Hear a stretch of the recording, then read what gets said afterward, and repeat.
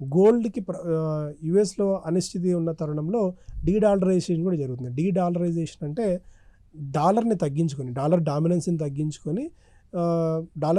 తగ్గించడానికి అటు బ్రిక్స్ దేశాలు కానివచ్చు, చైనా కావచ్చు, మన ఎకానమీస్ అన్నీ కూడా డాలర్ని తగ్గించుకొని గోల్డ్ని ఎక్కువగా కొంటున్నాయి. వరల్డ్ బ్యాంక్స్ అన్నీ కూడా ఎదురు చైనా కానీ మనం కానీ వరల్డ్లో ఉన్న ప్రముఖ బ్యాంకులు అంటే అపెక్స్ బ్యాంక్స్ అని, సెంట్రల్ బ్యాంక్స్ అని కూడా గోల్డ్ కొనడం వల్ల కూడా ఈసారి గోల్డ్ విపరీతంగా పెరగడానికి రిజర్వ్స్ బాగా పెంచుకుంటున్నాయి, gold రిజర్వ్స్ని.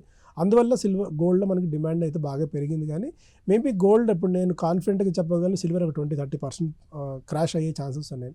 But gold point of వ్యూలో అంత క్రాష్ వస్తుంది నేను అనుకోవట్లేదు.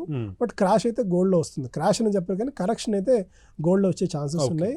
ఈ లెవెల్లో స్టిల్ నేను అది పర్సనల్గా చూసినా కూడా గోల్డ్లో ఈ లెవెల్లో నేనైతే ఇన్వెస్ట్ చేయనండి. మేబీ గోల్డ్లో కూడా అట్లీస్ట్ ఒక 10-15% కరెక్షన్ వచ్చిన తర్వాత మాత్రమే గోల్డ్లో ఇన్వెస్ట్మెంట్ చేయమని చెప్తాను. కానీ ఇప్పుడున్న పాయింట్ ఆఫ్ టైంలో గోల్డ్ కూడా కొద్దిగా రిస్కీ అవుతుంది, రిస్క్ రివార్డ్ పాయింట్ ఆఫ్ వ్యూలో చూసుకుంటే.